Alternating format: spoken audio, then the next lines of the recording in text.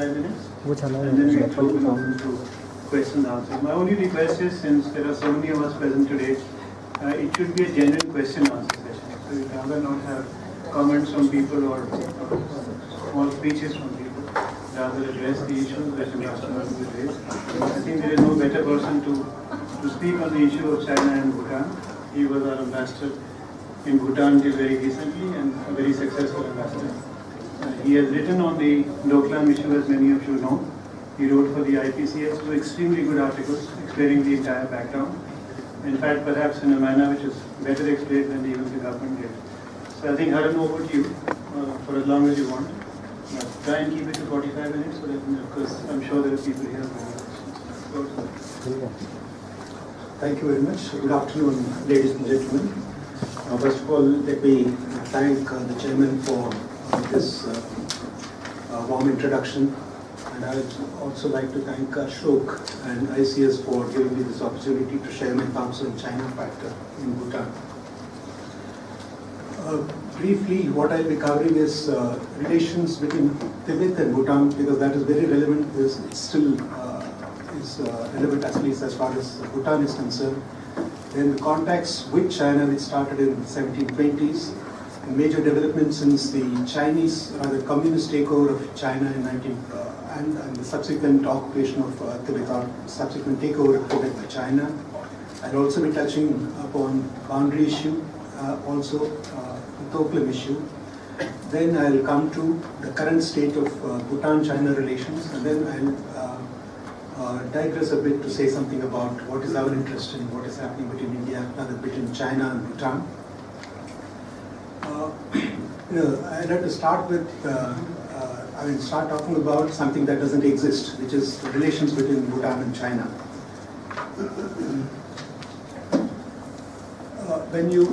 I'm sure many of you would recall that statement by Arunachal Chief Minister a few months back, that Arunachal has a border with Tibet. He didn't say China, of course, it attracted negative attention in China. In Bhutan also the situation is similar, because for centuries they have dealt with only with Tibet, not with China. So when you utter the word China, what they see in front of their eyes is not a Chinese mainland person, but a Tibetan. Bhutan has a 470 kilometer long border with China. The border is still to be fully demarcated, though agreed upon in many segments. It was ill-defined to start with, but over a period of about 20-25 years that they've been having border talks, they've been able to define the border to some extent. Bhutan does not have diplomatic relations with China. This is because of the past suzerainty claims by China and also earlier Tibet over Bhutan. These claims have continued even after China had indicated to Bhutan that it was prepared to deal with Bhutan directly on the border issue. There have been repeated cartographic aggressions by China and also geographical intrusions. The last one was in Doklam. Bhutan has followed since about late 1940s, even earlier, Bhutan has followed a policy of self-imposed isolation. Why did they do it? That is because of their past experience in dealing with the northern neighbor, which is Tibet, and the southern neighbor also, which is UK at that time, the British India, to whom they lost quite a bit of the territory. The Dars area was annexed by the British in 1864. Bhutan does not have diplomatic relations with any of the P5 countries even today. The talks on border commenced between the two countries in 1984. 24 rounds have been held so far. Demarcation has not been completed in two disputed sectors. One is in the northwest of Bhutan, the second is the northeast of Bhutan. There is no direct trade between the two countries. Trade is always through, trade has been through third countries. This was since 1960 onwards. Tourism has gone up quite a bit in the last 5 to 6 years. First segment, I'll say something about Tibet's relations with Bhutan. There's been reference as far back as the 6th century about Tibetan intrusion into Bhutan. That is not a major one, but the two countries, if I can call it country, because at that time it was a country, the two countries had and long history of war, as well as contacts in religious and cultural affairs. This had continued till 1960. Of course, Tibet also laid claim to Bhutan, which was responsible for shaping of relations between Bhutan and Tibet. In the 16th century, there were a series of Buddhist sectarian clashes in Tibet. This led to a large exodus of lamas from Tibet into Bhutan. One of the persons who came over is Shabdrung Ngawang Namgyal. He came as a refugee in 1616. He went on to consolidate Bhutan as a political and geographical entity, and Bhutan, as we know it today, took shape in 1634. But the takeover, Shabdrung's contribution in uniting Bhutan also led to reaction from the north. There were repeated invasions from the Tibetan side. Of course, they didn't succeed. When Shabdrung came to Bhutan, Bhutan was ruled by several local chieftains who were perpetually squabbling among themselves. But after the Lamas almost invaded Bhutan in the 16th and 17th centuries, gradually the role of these chieftains got minimized. It got considerably weakened, and slowly the Lamas took over power. They began to occupy important roles in spiritual as well as secular affairs, political affairs. Relations took a nosedive after the Young Husband Mission, Colonel Young Husband Mission. To recall briefly, in 1890 there was a convention between the Qing dynasty of China and the British Indian Empire, which was to demarcate the boundary between Sikkim and Tibet. And following that, the Tibetans refused to accept that agreement, the convention. So Colonel Young Husband was dispatched to arm twist the Tibetans to accept the agreement, accept the convention, which he did successfully. But an important Bhutanese was involved in it. This was His Royal Highness Ugyen Wangchuck. He was the Penlopa, governor of Tromsø at that time. And he had accompanied Young Husband to Tibet. So what they couldn't take it on Young Husband, he suspected that they will take out on him. So, it spoiled the relations between Tibet and Bhutan. And the Young Husband mission was in 1903-04. And 3-4 years later, Ugyen Wangchuck was elected as the first hereditary monarch of Bhutan. In 1910, by way of taking an insurance against possible action from the north, Ugyen Wangchuck and Bhutan entered into a treaty, famously called as Punakha Treaty, with the British Indian Empire. The important provision of the treaty was that UK will not interfere in the internal affairs of Bhutan, and Bhutan will be guided by the advice of UK on matters concerning international relations. A similar formulation, in fact, I would say the same formulation was there in the treaty we had immediately after independence of Bhutan. In 1931, the Tibetan ruler, I don't know how to pronounce the name, maybe Polhani, informed Beijing that Bhutan is under him, which again gave rise to concern in Bhutan. The contacts with China. China placed located in Amban or resident in Tibet in 1720s, and the first contact of Bhutanese with the Chinese was with the Amban, but there was no direct contact. The delegations that used to visit Dalai Lama used to run into the Amban. That's how first informal contacts were established with Chinese officials. But there is no evidence, no evidence of payment of any taxes or tributary by Bhutan to China, unlike in the case of Nepal. Nepal did pay tributary for some time, whereas Bhutan did not do, and also Bhutan did not send any message of congratulations or whatever it is to the Chinese emperor through the Amban and Lhasa. Several efforts were made by China to exercise historic rights over Bhutan, and I've listed down some of the statements. First one is by Mao Zedong in 1930, in the first edition of the Chinese Revolution and the Communist Party. In that he said the correct boundaries of China would include Bhutan, Burma, and Nepal. This was in 1930. Of course, before that, the Tibetans had been laying claim to Bhutan. But what is interesting to note is, this was in the first edition. In the second edition, it did not find a mention. Then after communist takeover of Tibet, a map was included in the publication, A Brief History of China, and that showed a large part of Bhutan as part of China. This was in the 50s. Then 1958, another map showed large parts of eastern Bhutan as part of China. And when I say eastern Bhutan, it is the area above Assam and next to Arunachal Pradesh. The entire area, about 4 full districts or something, they showed it as part of China. And they went down to occupy about 300 square kilometers of the territory in the north and northeastern Bhutan. In 1960, China declared Bhutanese, Sikkimese and Ladakhis form a united family in Tibet. They have always been subject to Tibet and to the great motherland of China. They must once again be united and taught the communist doctrine. The next statement I would like to refer to is Tibet, being the palm of a hand, was liberated, and the 5 fingers, Ladakh, Nepal, Sikkim, Bhutan and Nepal, must follow suit. Now, for a small country like Bhutan, you can imagine the sort of impact that it had on them. Then some developments in the 50s. After the takeover of Tibet by China, there was of course tension along the border. The border was closed, but this tension did not continue for long. In about 2 years or so, things became normal. So some sort of relations did continue, though not formally.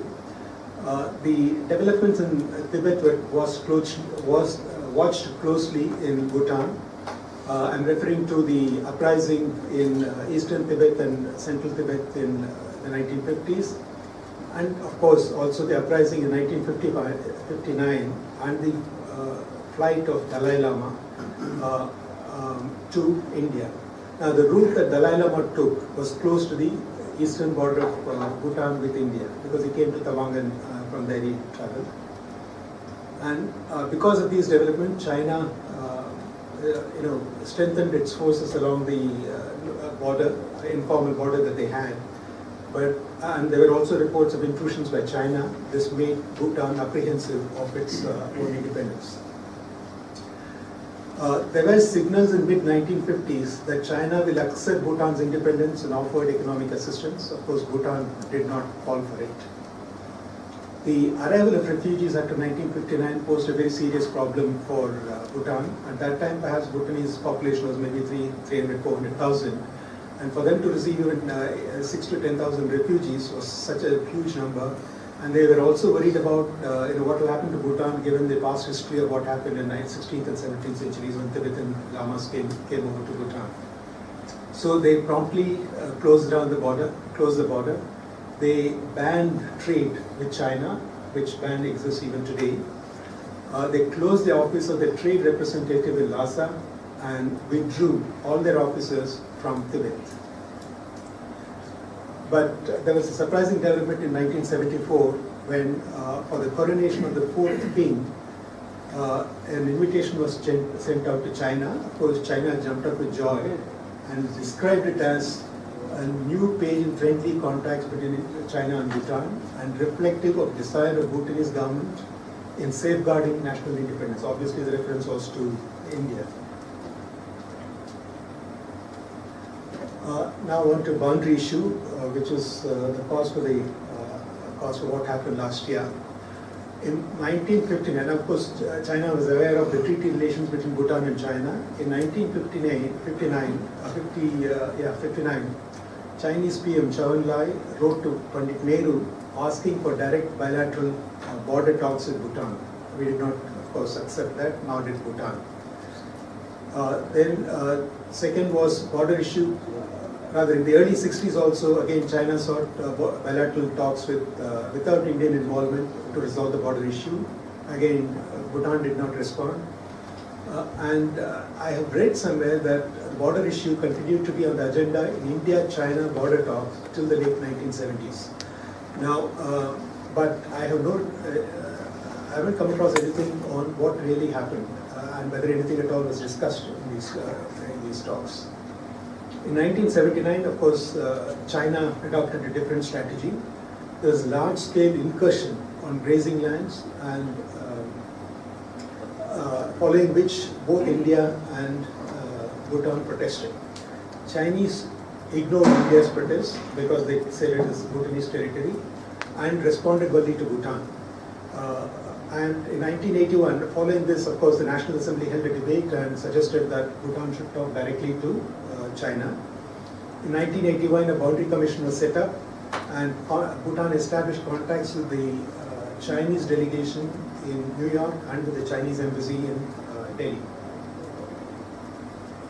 The first round of talks were held in April 1984. This was at ambassador's level. The major outcome was that the two countries agreed to be in touch, agreed to hold annual talks alternately in China and Bhutan. In the second round itself, China laid its card on the table and said we want to expand contacts with Bhutan. I mean, this has been continuing ever since then. In the third round, significant differences surfaced between the two sides on the question of boundary demarcation, which is the primary objective of the talks. Bhutan insisted on watershed principle and traditional practices of grazing rights and collection of local taxes as guiding principles, because there is no agreement on which they could fall back on to determine the border. The locals on both sides of the border know where the border ends, and the best persons who knew about it was, of course, those who were paying taxes and those who were smuggling goods across the border, because they know where to hand over the goods. So that was the border. China, of course, wanted existing realities also to be taken into account. Why did they ask for it? There were two reasons. One is they had taken over, they had encroached on 300 square kilometers of Bhutanese territory in the north and northeast. And the second was the takeover of 8 Bhutanese enclaves in Kailash Mansarovar area. Now these enclaves have a peculiar history.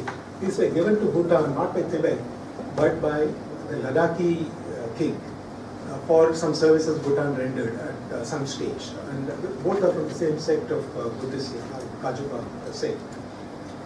He had given to them, and the land which was adjoining the monasteries was supposed to help in maintaining these monasteries, but the entire place was taken over by the Chinese without even telling the Bhutanese.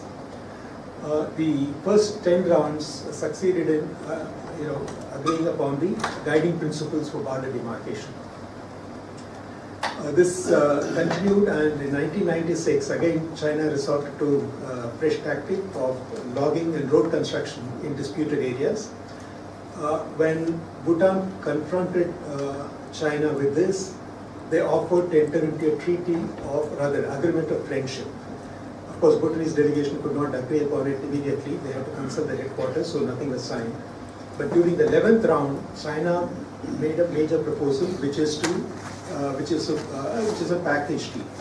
They wanted to exchange. They were willing to forego the 495 square kilometers of disputed territory in the north and northeast, that is in Pasamlung and Jakarlung area, and to take over 269 square kilometers of disputed territory, which is in Damanas, in Chilunga and Shakota area, and includes Doklam. So basically their interest was in this sector, and they were willing to give away the other sector. But of course Bhutan did not agree. In the 12th round, an agreement on maintenance of peace and tranquility was signed, maintaining peace and tranquility in the border areas. Of course it mentioned about respect for independence of Bhutan, etc., etc. Apart from peace and tranquility, Chinese also had agreed, the two sides had agreed to maintain the status quo as of March 1959. March 1959 is when this incursion had taken place in the northeast, etc., etc. Then in the 14th round, the National Assembly discussed the issue and expressed concern on presence of Chinese military camps in disputed areas of the west and regular encroachment of pasture lands by people from the Tibetan herdsmen.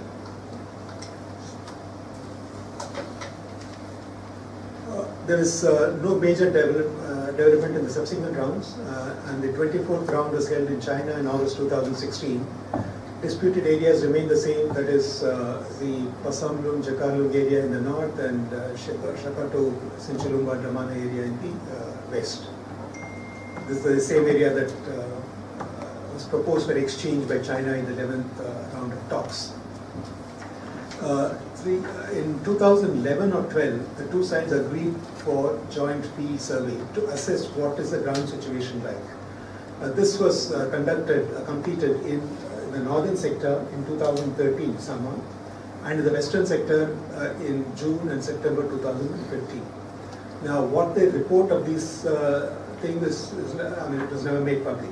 15 days before the field survey took place, some Bhutanese had gone there. They go there regularly. They did not find anything on ground. But in the 15 days before the thing, Chinese had altered the ground situation by putting up signboards in Tibetan of a script which is understood in Tibet, more in Tibet than in Bhutan. They had constructed some buildings. They had also put up a communication tower. When the Bhutanese delegation asked them about it, they said the communication tower is necessary because we have to be in touch with our headquarters. Now, I can't understand why they need it. I'm sure, this is not a day where they don't have satellite phones or anything. It was nonsense. Basically, they wanted to establish certain facts on ground and wanted to be recorded. In the West, I don't know what happened because it was in 2015, by which time I had already left.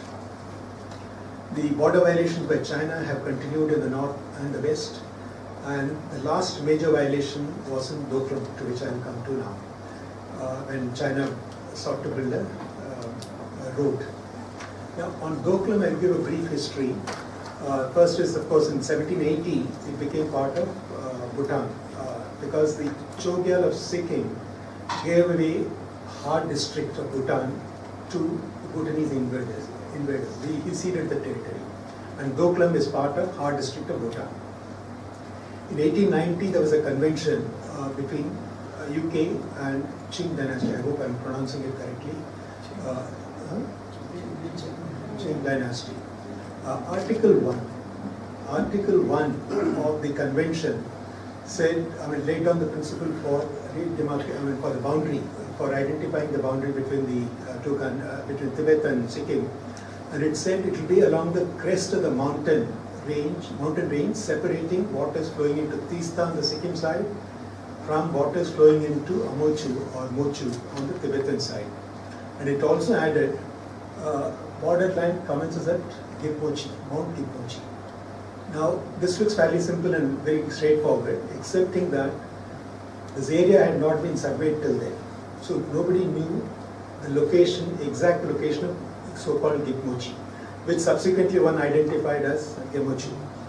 Now, some of the maps of that era show Gipmochi is in the center of Doklam, and one of the maps even showed it deep inside Bhutan. So obviously, they had no clue of what they were agreeing to. The second is the first part of the thing, it clearly relates on the principle, which is it will follow the high watershed principle. Again, if you look at the thing, I'll come to the map. That doesn't, the boundary suggested by Bhutan, by China is incorrect even on that score. In the draft in the convention, none of the three countries whose border and tri-junction were sought to be determined were part of the talks. Tibet was not there, Bhutan was not there, Sikkim was not there. It was decided by China. At that time, Tibet was not part of China, and UK on behalf of Sikkim. The Tibetans refused to agree to the thing, and so Colonel Younghusband was dispatched to Tibet to make them accept it, which he succeeded, to a great extent, with the help of the Bhutanese person who later became king. And because of the uncertainties, etc., in the maps and geography of the place, they still can't decide where the border should be. I'll skip a few things. I'll just come here.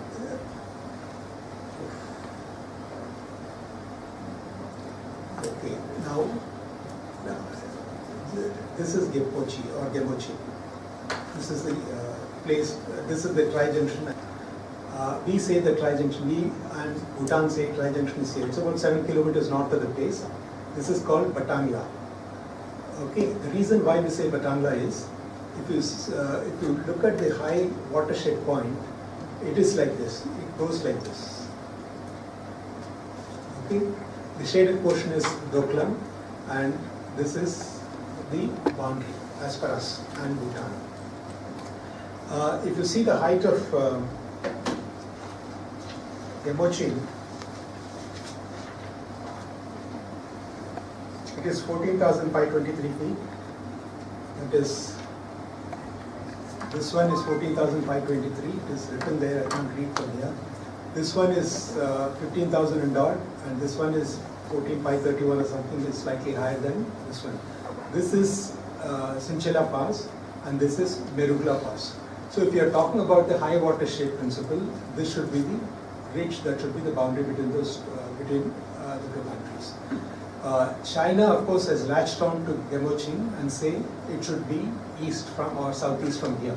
Now this ridge is called Jamperi Ridge. They want to come to this place.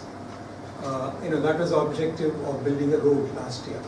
An important geographical point to note in Doklam Plateau is the Torsa Nala. It's not fully correctly depicted because it goes slightly eastwards from here. Of course, the term Nala would suggest that it's a small rivulet or something. It is actually a deep gorge which cannot be crossed. You cannot come from here to here straight. You had to come like this and come here.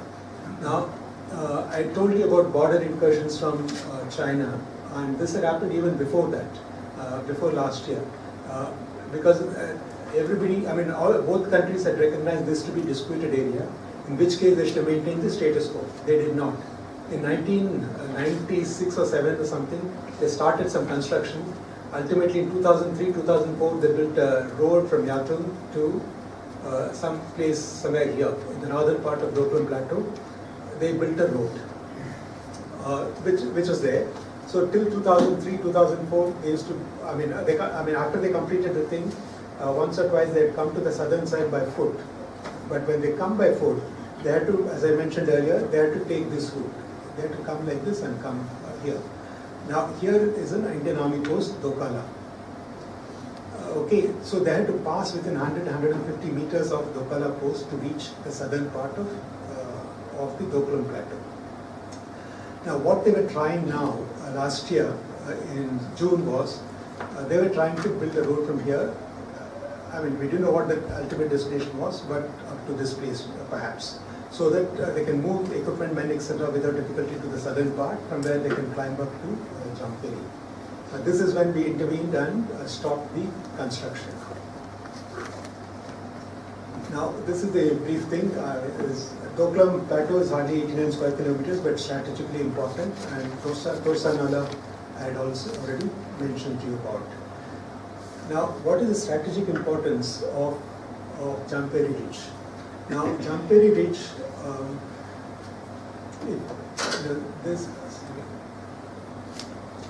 this is the Jamperi Ridge that is from here. It goes, that is from Gemochin. It goes east-southeast like this. Now, from here, they can get a clear view of many of our installations.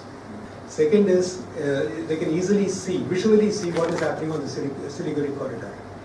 Because I was shown a video which was taken from Gemochin by somebody, and one can easily see movement along this corridor with, of course, high resolution cameras, etc. So that is important, and that is precisely why we certainly would not like them to come to the southern side of Doklam Plateau. And any disturbance in the Siliguri corridor of it obviously will affect connectivity to both Bhutan and our own northeast. As far as Bhutanese present in Doklam is concerned, they've been there for ages.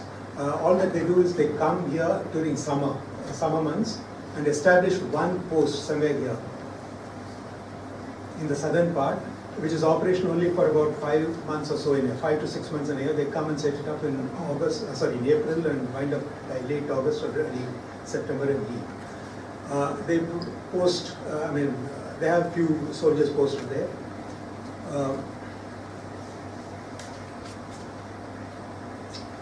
Questions have been raised about the locus standi of India. for intervening in Doklam last year. I would, briefly what happened last year was some activity was visible from the 8th of June onwards. On the 16th of June, they started building a road. Now, when they started building, road construction with equipment, our people went and stopped them. The objective of the road construction was to extend the road to the southern side and gain access to Jamperi Ridge. India, of course, we stopped them from that. The reasons are twofold. One is the bilateral agreement we have with, bilateral treaty we have with Bhutan clearly says that the two countries shall cooperate closely with each other on issues relating to their national interests. I'm sure both Bhutan and India recognize that this is a matter of national interest. And neither government shall allow the use of its territory for activities harmful to the national security and interest of the other. This is one part. Second is what was agreed upon between India and China. This was in 2012, agreement between the special representatives of India and China. It provides that tri-junctions will be decided in consultation with the third country concerned. In this case, it should have been in consultation with Bhutan. Of course, no such consultation took place.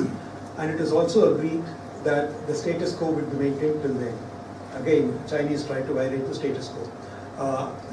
As I mentioned earlier, even the 1998 agreement that Bhutan had with China provided for status quo to be maintained.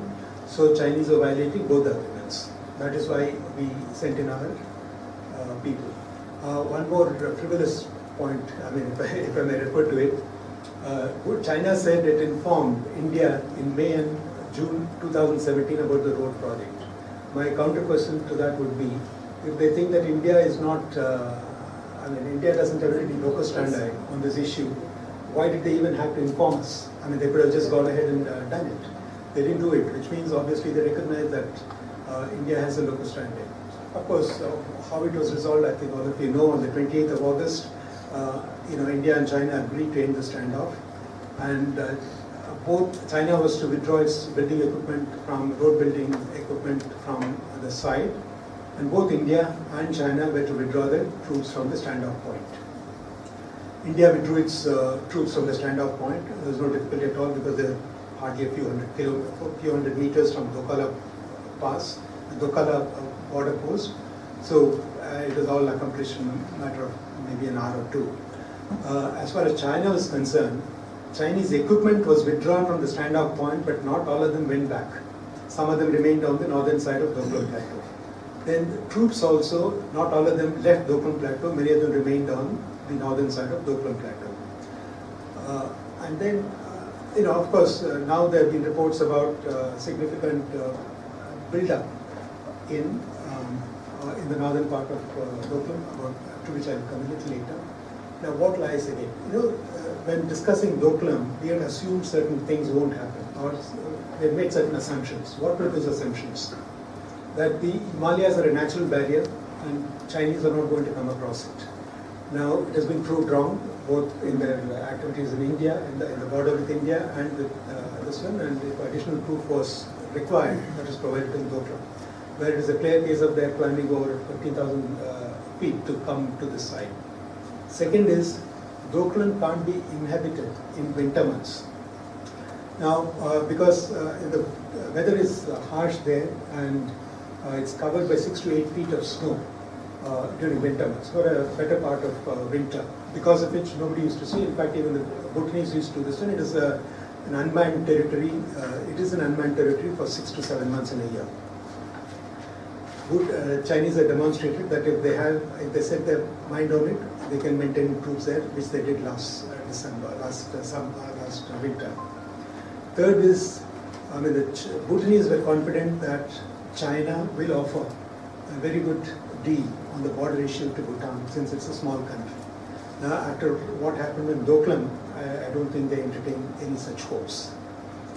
Now, I think many of you would have seen some report in a TV channel about huge Chinese build-up in Doklam, about a whole lot of equipment have been rushed in, etc., etc. The photographs are absolutely correct, there is no doubt about it at all. But there is certain other thing, something the person had forgotten, which is, I mean, he has not distinguished between Doklam and Chumbi Valley. Current state of relations between Bhutan and China.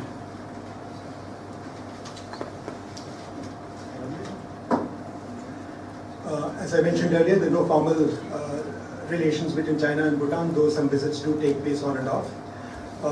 Border demarcation is stalemated and border violations by China in disputed areas continues. And I explained to you where all that dispute is.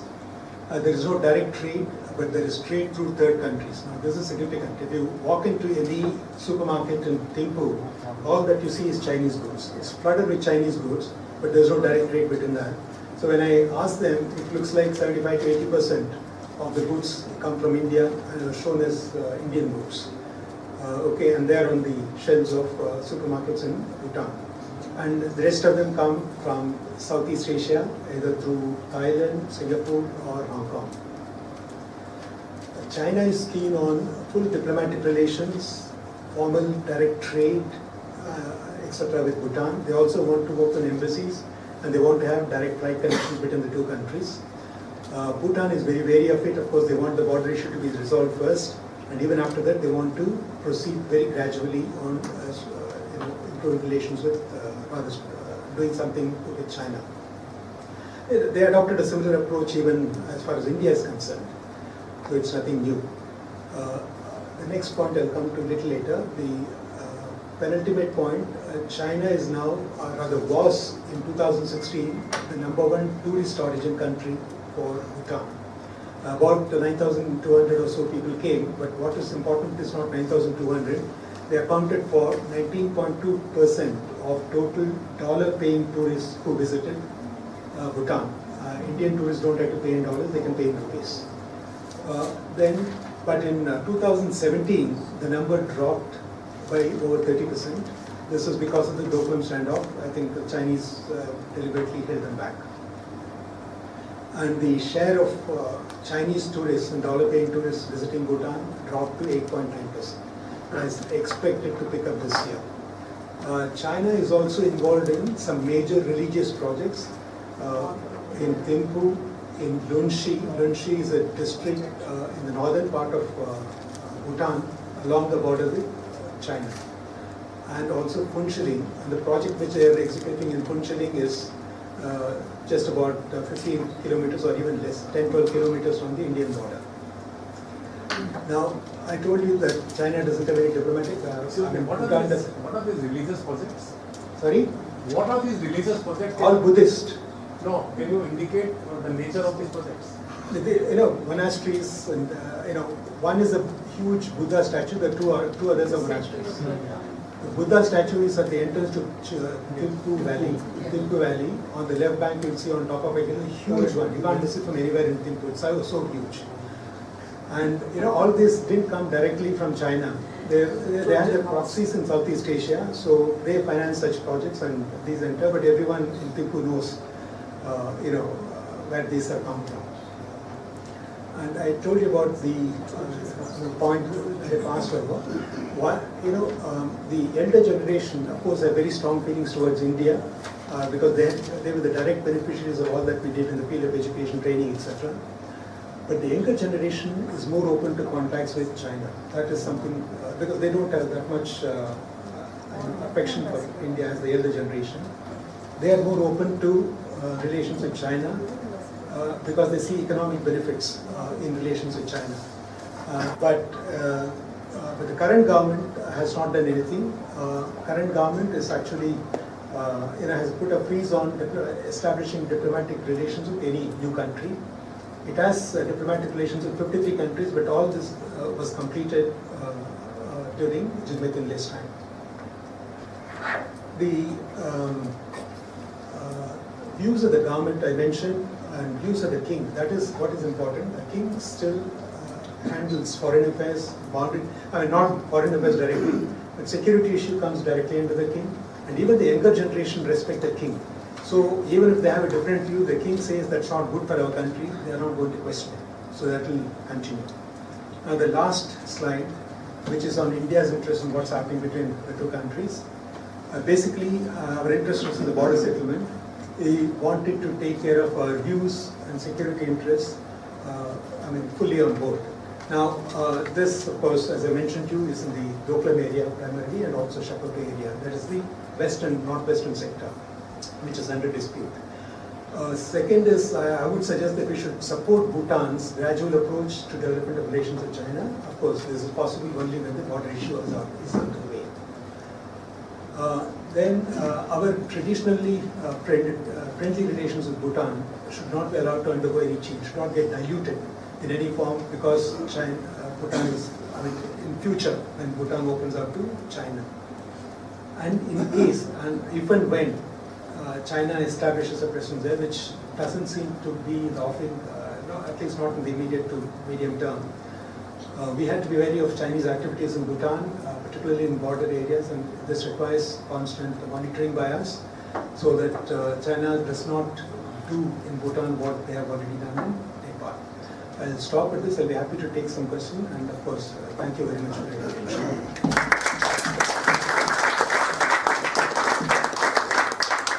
Haran, that was a fascinating presentation and very comprehensive. Expected. The floor is open for questions. Please identify yourself and ask your question. Okay, I have a huge show of hands up. Thanks, Haran. Very quick, two clarifications. The Indian media during the Doklam crisis, there was an Indian media construct that Bhutan did not want to confront China, and we kind of forced the Bhutanese hand. So any comment on that? And secondly, on Doklam Plateau, after the standoff ended, if you can give a better sense of what kind of construction or infrastructure development has taken place. Thanks.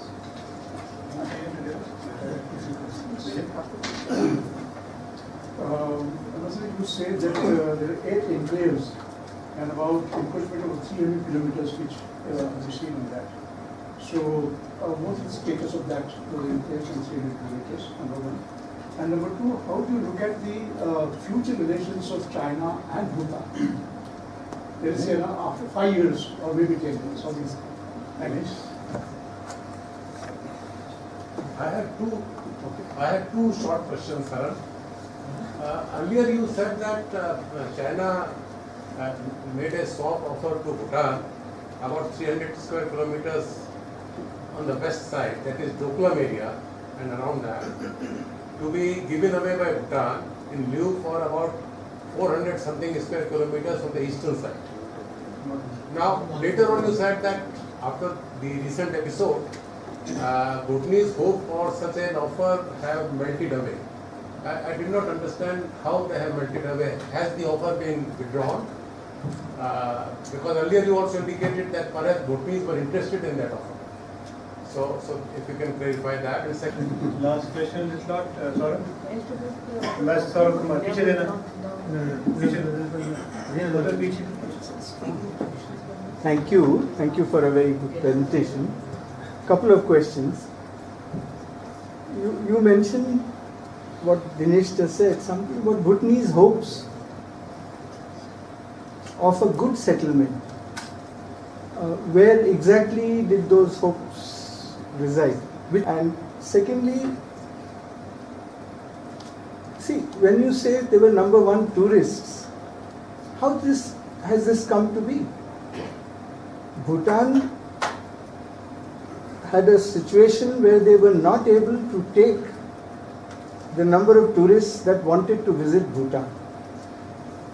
I'm talking of the 90s again. And they were in the happy position of demanding a flat charge of $200 or $300 a day, irrespective of what kind of hotels where they book from tourists, in order to limit the numbers to manageable levels and not to be swamped by foreign influence tourists, etc. I can't believe that situation has changed. So there was no compulsion on them to open their tourism to the Chinese without loss of any revenue or anything other than not wanting to displease the Chinese. So could this not have been part of our advice that you can do without Chinese tourists? Because it seems to me, together with the other fact you mentioned of Chinese doing projects in Bhutan and religious projects of all things, I mean, then we are in a situation where they have relations in all but name. And are we happy just maintaining the position, no formal relations? But all this going on right under our watch. So I just want to, this thought crossed my mind. And permit me, sorry, last one, Doklam. You see, correct me if I'm wrong, the Chinese media went to town highlighting the single fact that this section of the boundary, Sikkim section of the boundary, is a settled, the only settled part of the boundary. Acknowledged by both sides, including and India on this side, citing various things. Of course, they didn't talk about the tri-junction. They talked about the Sikkim-China, India-China boundary in Sikkim, implying that India had violated what was a very settled thing.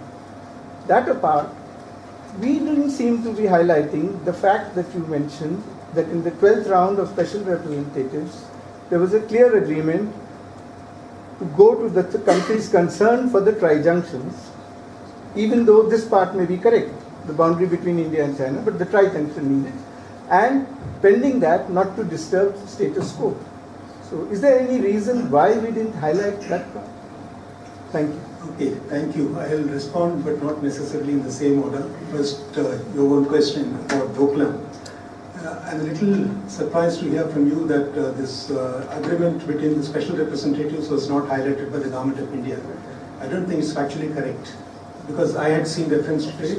Officials, I don't know whether it was there in the official statement or not, but certainly it was being written. It was there. It was there, yes. I mean, both of them confirmed it was there. In fact, that is when I saw it first. That's how I came to know about it. Second, emphasis was lacking. I mean, that we cannot force the hand of the journalists. I mean, it's for the journalists to highlight whatever they want. And about the border with Sikkim, yes, it is finalized, but the important thing is about the tri-junction. If the tri-junction is not fixed, then how do you say that the border is fixed? You know, our interest is in the lower part, which is basically about 7 kilometers. The distance between Batangla and Kemochin is just about 7 kilometers or so. That is at 7 kilometers, which is under dispute.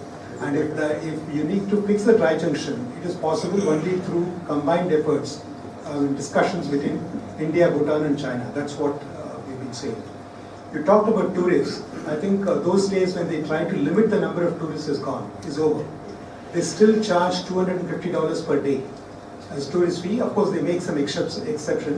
Of course, Indian tourists don't have to pay. Bangladesh tourists and Maldivian tourists also don't have to pay $1 there. But on and off, they make some exceptions. Like, for example, 2 years back, they made in 2014 they made exception for Thai tourists to come in without that limit of 250 being enforced.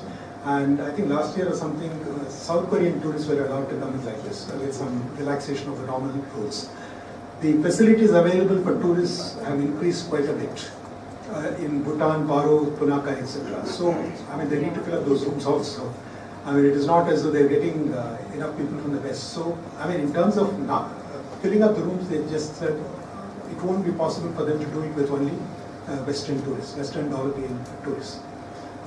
Okay, I mean, your point is very valid. If you had known that China is doing all this, and it's only a sham to say that they don't have any diplomatic relations. I agree with you on that. But also I would like to point out, some of these came to light later, not when the project started. Okay, a few others, when it started and we came to know about it, when we took up with the Bhutanese, they stopped me. So they do respond when we had taken it up with them. And these instances are, no, it's not as though we gathered intelligence on it. They themselves told us. I mean, as soon as it came to us, they didn't want us to misunderstand what they were doing. So they brought it to our attention. They told us that they will be taking some action, and later we confirmed that action has been taken. So to that extent, I mean, they're sensitive to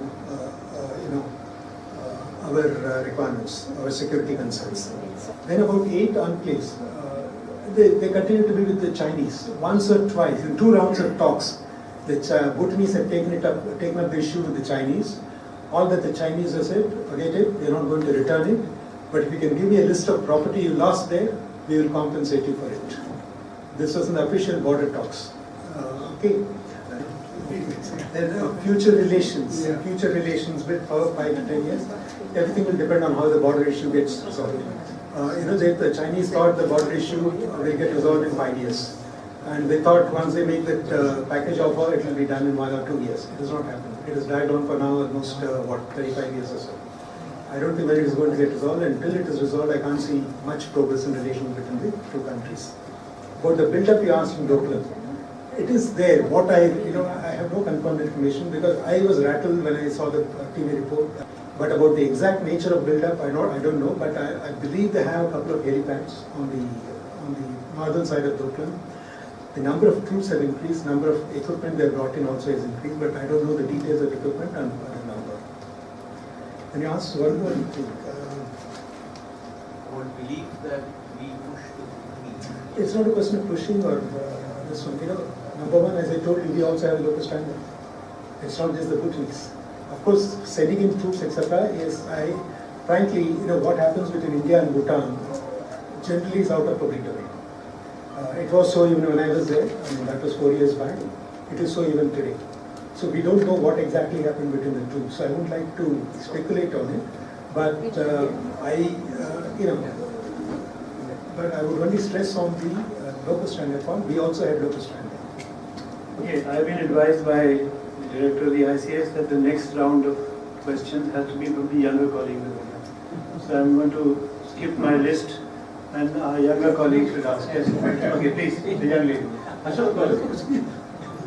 If we have time. Thank you, Ambassador Haran, for your presentation.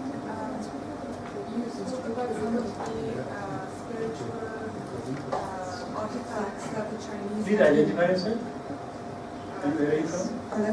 Yeah. I'm a consultant with the Policy Planning and Research Division of the MEA. Yeah, so you said that the Chinese have been kind of trying to present history a different way in terms of Buddhist artifacts or even just sculptures at certain strategic places. Can you also tell us a little bit about the inroads they may have made into the actual monasteries, the spiritual, the lamas, and since Bhutan follows the Drukpa sect as their state religion, has China been able to make any inroads there, given that they don't have too much of a following within China itself? Thank you. Young man at the back. On a similar note, sir, what is the perception, on the same note as the question, on the concept of Bhutanese practicing Buddhism? Which sect, how much is the prevalence of the Kadamba tradition? We know that the Dalai Lama has never made an official visit to Bhutan. But is there a much better perception at a public level than at the administration level, or is this view again a little conceited view? Okay, now that we have more young people, Ambassador. Okay, very brief. He's only 26 years old. Yeah, all right. Okay. You said that earlier Tibet and later China, they had a claim of sovereignty over Bhutan. Have they ever given up the claim forward, or it is just that by process since they are in conversation? But I want to know if the claim has been given up or not. Number two, Chumbi Valley build-up. I have to say that probably this is a bigger security threat to us as compared to even Doklam. What is your assessment? And lastly, you know that there's a lot, most of it is out of the public domain. But at this present, would we have any reservations in having a Chinese embassy open in Bhutan? Okay, I didn't say that. I only mentioned it as a matter of fact. Nothing beyond it. They are doing it. About making inroads into nothing of that sort. There is no influence of Tibetan lamas on the lamas of Bhutan. So that's not visible. About Dalai Lama not having visited, all that I would like to, that may be so, but there's a history to it. I wouldn't like to go into it now because I don't think many are aware of it. But the important thing to note is when I don't know when, 70, 80 years back, there was a problem in Tibet. And because of it, the current Dalai Lama's predecessor, 13th Dalai Lama, had to flee Tibet. The persons who took care of the previous Dalai Lama, the 13th Dalai Lama, was the Dorji family. Of course, they put them up in the Thimphu house, Bhutan house in Kalimpong, which earlier was part of Bhutanese kingdom. but had been taken over by the British following the 1964 treaty, where Bhutan lost all the Dwars area. 1864, sorry. 1864. Now, in fact, in return for that, he even gave concessional grazing rights when he returned to the Bhutanese graziers, when he returned to Lhasa. But as far as the sect of the Bhutanese are concerned, this is primarily Nyingmapa and Kajupa. There are lots of Kajupas on the other side and also Nyingmapas in the Tibetan side. But after the closure of border, etc., there's not much of contact. There is some sort of smuggling going on across the border, but these are, items like sandalwood, which is required by the Tibetan monks on the other side, but it's not sent because it's a religious item or anything. Basically, the smugglers want to make some money.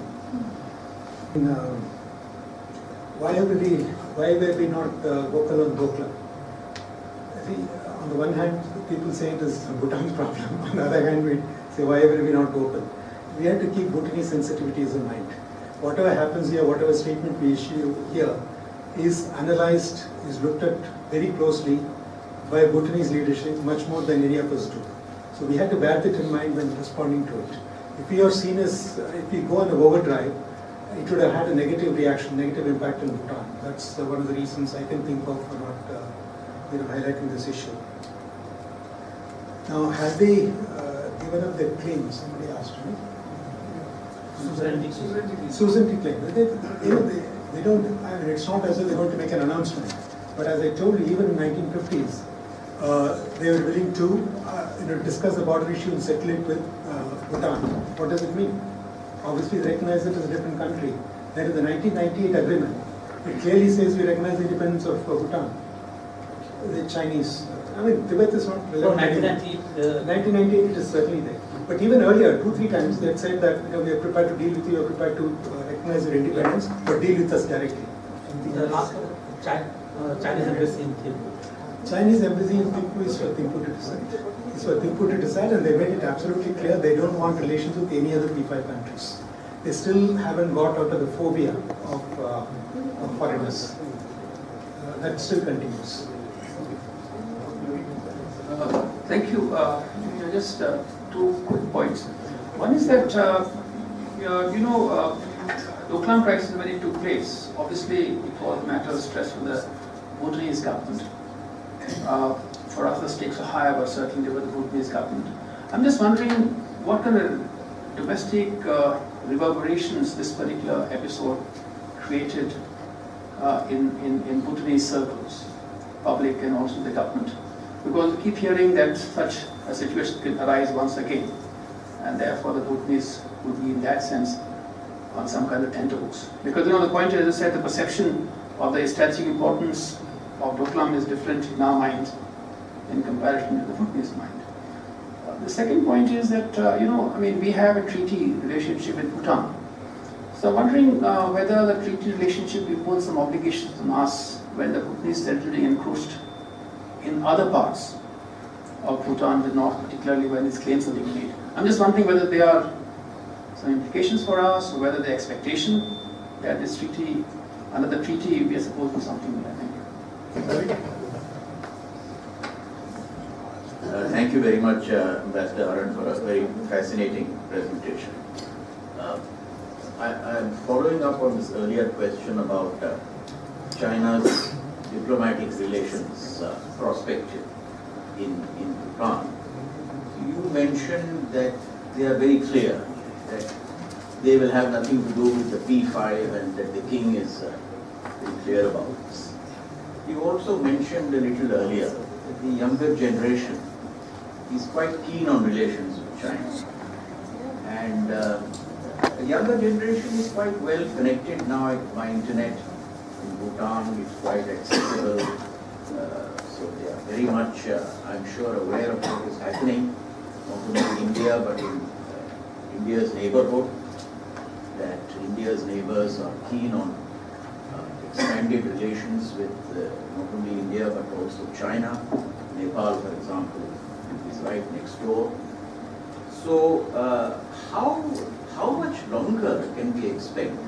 Can we be very sanguine that this P5 model, as it were, that we will not touch China, how long can we expect it will go on in Bhutan? And if we at all attempt, I'm sure we have been playing a very correct game, but if we attempt to be a little heavy-handed and lean on them, let us just suppose that we lean on the Bhutanese not to do it, that also will not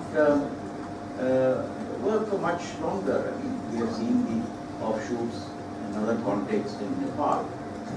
So what is the game plan? Is there a plan B for this kind of thing if and when it happens, or will we be seen as coming out at the losing end when it happens? Ambassador, you've been trying to ask a question. No, Chairman, I was desisting because you said we should only ask if there are genuine questions.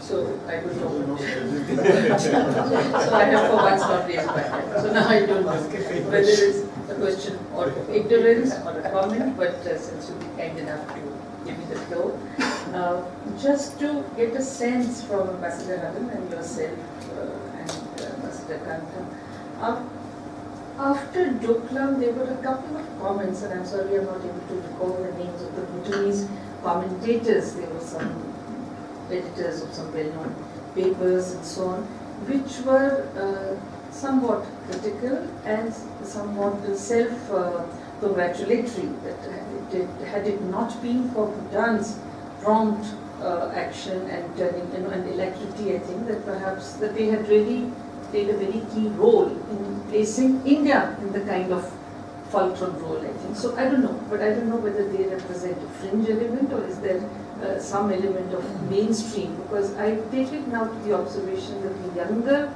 generations of the Bhutanese are, let us say, free of the fog of the past, are well disposed or open to China. That these articles have then suggested that it may not necessarily be that same mood, I think, for India, but isn't that a fact? And secondly, there were some other rumblings also, going back to the hydropower and so on. So where is it? Really, the sense one would like to get here is just a sense of linking with this. How long is this going to be held back? I think you yourself have concluded that perhaps it would be more in the evolution of things that we allow it gracefully whilst keeping our interest, but it will also have to be linked with the present mood and temperature, not just of the king and the whatever, but of the populace.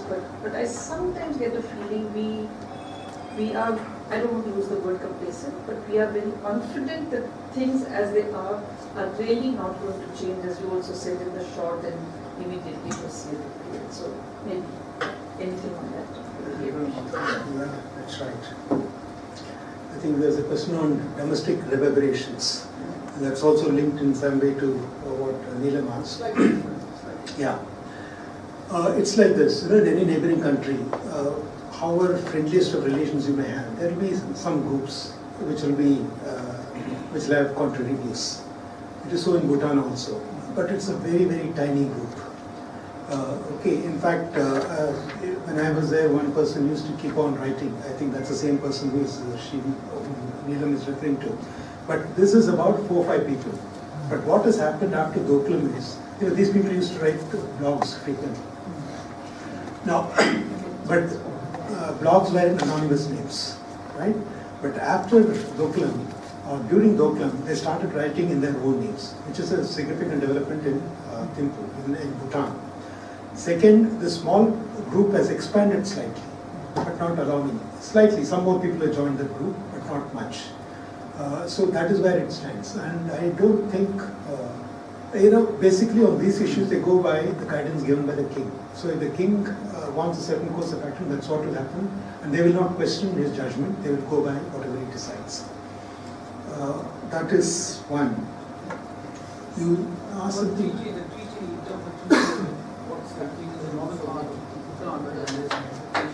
Treaty. No, see, treaty doesn't talk directly about it. I think I read out the treaty provision. Just 1 second.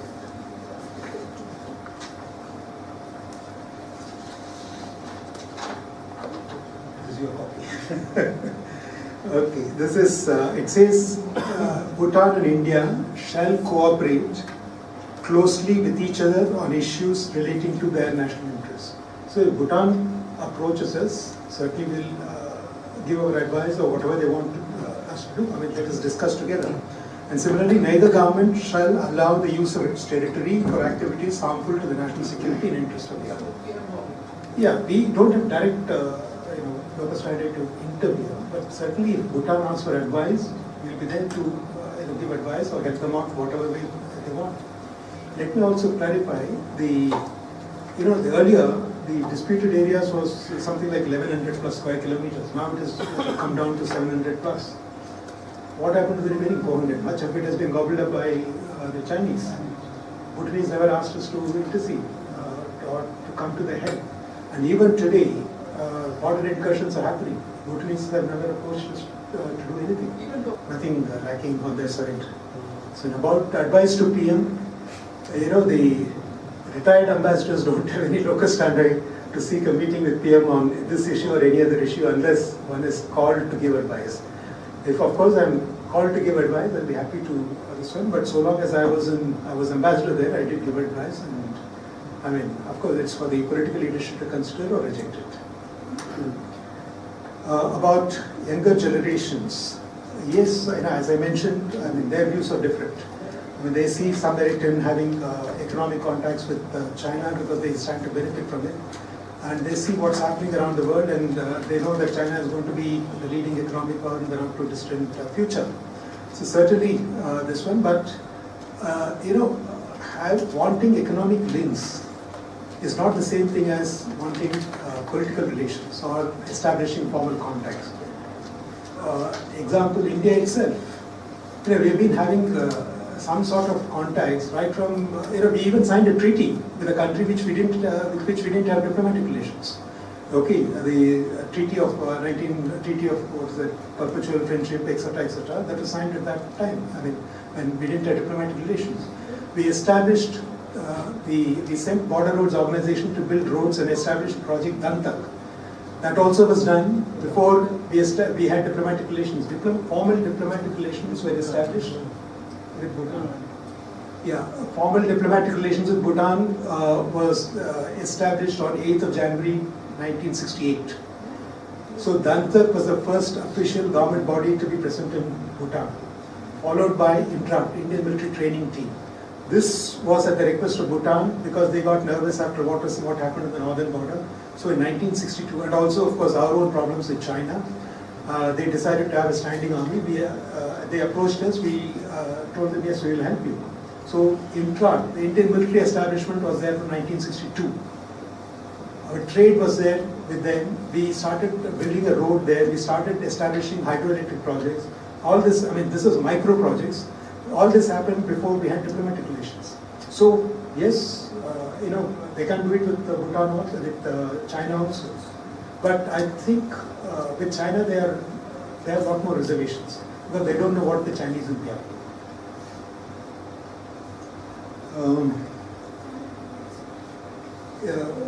Lean on Bhutan on not to go ahead, etc.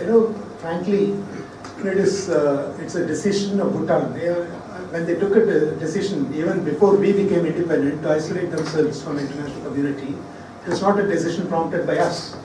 It was their own decision because of their past experiences in both Tibet and British India. That has continued, and they think that the current arrangement of having the diplomatic relations primarily with India and a few other countries serves them well. So if they think that in future something could happen, of course they may open the doors in a limited way to the north, or maybe in due course go ahead and establish also diplomatic relations. Then, you must have seen in today's paper, the Chinese Vice Foreign Minister has said that the Doklam happened because of trust deficit. It's convenient for him to say that, and of course I can accept that statement also, provided something is going to happen in the meeting later this week on Doklam issue. Unlikely it's going to happen. He conveniently overlooks the fact that they have violated the status quo agreement with both us and Bhutan. And he talks about trust deficit between India and Bhutan. Why is the trust deficit between Bhutan and China? And about editor's comments I've already covered. It's the same person. I don't think it's anybody else. Okay, we have time for one last round of questions if there is any interest. maybe Ambassador Haran has fulfilled your curiosity completely. Zorav, you're very quiet today. So, okay. Sir, can I ask you a question? The treaty obligation that you mentioned is somewhat more ambiguous than what it was before the revision happened a decade ago. Can you just share what was the Indian sort of debate leading up to that? And second point, is it possible that we can facilitate diplomatic relationship with China before the border dispute between China and Bhutan is settled, since we followed the same model as China in 1988, where you can have the dispute frozen and have diplomatic ties? Why isn't that possible? And has there been a government conversation with that? That is true. And I have a question about the coming election. What do you think about the political parties? China have any role or influence on some of the political parties? Any scholar at the back? The other scholar? You have no questions? Please feel free to ask. Yeah, come, please. Yeah, thank you, sir. I couldn't resist to ask me as a last. My question with regard to domestic politics in Bhutan, and at the same time, when already, Ravi sir mentioned about the younger generation, because when I was traveling to Delhi from Nagpur, so I think I was one of the few guys who was interacting with these Bhutanese guys, because they were all traveling to Dubai for jobs. Is India doing something for them? Because why are they traveling to Dubai for jobs? And that was during the Doklam crisis, because I was stranded there in Bangkok for some time. And with regard to history between Bhutan and Sikkim, because I come from Sikkim, and how, because the Bhutanese royalty were very influential in interlocuting between the British India and, as you mentioned, the Chogyals in Sikkim. And like some of the scholars who I met at Harvard, like they were really researching on this area. And with connecting to that, because after Wangchuk Namgyal, he is mostly in Bhutan. And after his brother acceded, when Sikkim became part of India, Wangchuk Namgyal, the brother, younger brother, actually was in retreat in Bhutan. So what is he doing there? And thirdly is the hydro project. We have been actually doing hydro project politics in, I think, Nepal and Bhutan. So how is India going to deal with that? Apart from hydro diplomacy, are we looking further? Thank you. Sorry, your penultimate point I couldn't quite get. For the brother. Not the hydro. The brother. Wangchuk? Because he is mostly in Bhutan. Because he became a monk, he never married. But he was there in Sikkim. So he relinquished all his property, Sikkimese grounds property to monasteries and all. And he went. Any other questions? Okay, then we'll take this to the doctor. Right, thank you. One is the treaty obligations, somebody asked about it. The earlier treaty very clearly said, I mentioned about what was there in the provision in the 1910 Punaka Treaty, that India will not, the UK will not interfere in the internal affairs of Bhutan, and Bhutan will be guided by the advice of British India on external relations. It's exactly the same place which was there in the treaty with India also after it became independent. So there's no difference at all. So the treaty provision is qualitatively different now. So this was done at the request of Bhutan, and we didn't have any objection. Basically, we'll have to change the times. We are prepared to do it with Nepal also. Okay, that is one. About facilitating diplomatic relations, I don't think we should be doing it. I think we have the best of relations with Bhutan, only because we don't do such things. Okay, let them decide on their own. Like for example, if they want to establish relations with, say, Russia or US, it's for them to decide. Why should we be encouraging them to do something or other? That would be a very, very counterproductive move in case if we ever resort to it. Then about coming elections, whether there is Chinese influence. See, I was there during the last election in 2013. There is no external influence on this one. Their system is very, very simple. The electoral system is very simple. The election commission gives some money. so it's partly funded by the state, and the candidate also can spend an equal amount, which is not huge, okay, equal amount on that. Then they arrange a forum for their candidates. Okay, sorry. They arrange for the candidates to address people in that constituency. It's a joint sort of meeting where the candidates present their program and people can ask them questions. And of course, they have to respond immediately. So this is their system, and there's no major posters or anything. They have a place where they keep some, where they can go and place the posters. That's all. Okay, there's no loudspeaker, nothing of that sort, and it doesn't need much money to do that. And in any case, Chinese did not. Nobody gave any money to any of the candidates, and if they take any money, and it is easy for them to trace it, and the candidates will be disqualified. So it's not that easy for them to, it's a very small country where everything, that happens is in the knowledge of people who matter. Then people going to Dubai for jobs. Somebody asked me from here, a whole lot of the primary preference of the Bhutanese is to stay back in Bhutan, whether they have a job or not.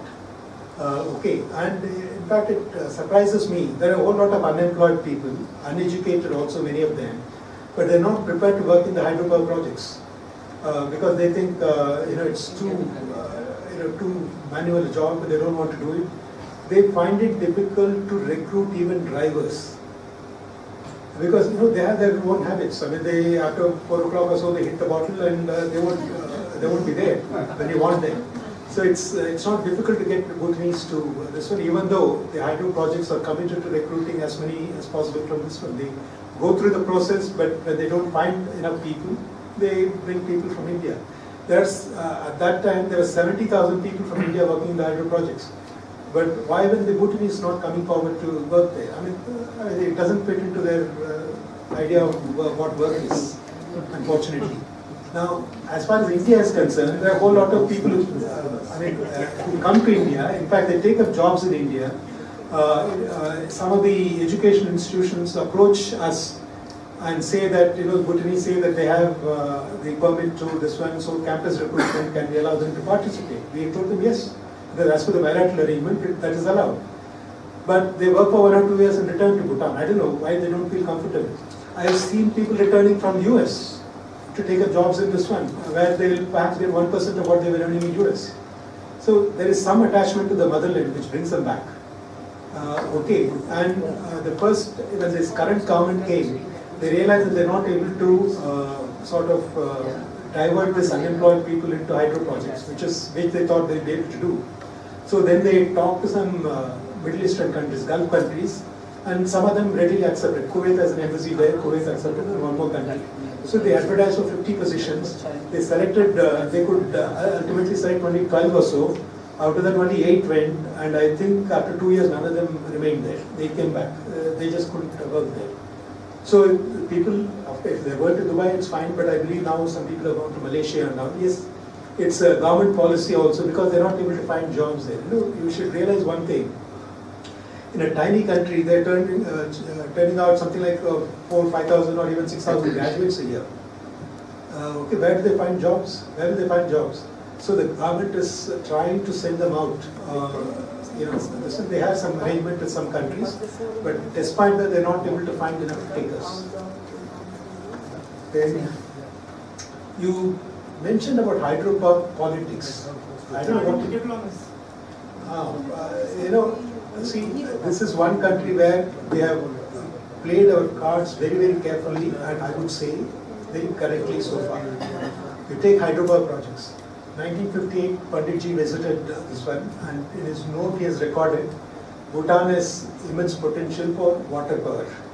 Because he had crossed many streams where he observed fast-flowing water, because of which he made this noting, in his tour report. Even then, we did not. We told them we had some capacity, etc., but we did not force them to do anything.